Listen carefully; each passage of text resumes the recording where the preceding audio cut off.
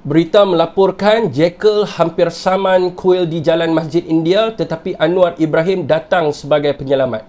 Saudara, Anwar ni dia bukan penyelamat, tapi dia ni bodoh. Pertama sekali, Dewan Bandaraya Kuala Lumpur di BKL telah jual tanah tersebut kepada syarikat Jekyll Trading Sdn Bhd pada 2014. Maka kerajaan telah pun melepaskan pegangan ke atas tanah tersebut dan tanah itu telah menjadi pemilikan swasta. Isu ini sepatutnya di antara pihak kuil dan juga pihak Jekyll tanpa ada campur tangan daripada kerajaan. Terpulanglah kepada pihak syarikat Jekyll Trading Sdn Bhd ni sama ada dia nak bayar pampasan ataupun dia terus nak minta perintah pengusiran ataupun perobohan. Yang kedua, nak bina masjid, pihak syarikat Jekyll Trading Sdn Bhd ni kena beli tanah daripada DBKL. Dan Anwar pula, dia pergi wakafkan pula tanah kepada pihak kuil seluas 4,000 kaki persegi. Dan jika ikut harga pada tahun 2020, bersamaan RM2,015 per kaki persegi. Jadi, tanah kerajaan yang diwakafkan oleh Anwar kepada pihak kuil ini, harganya lebih kurang 10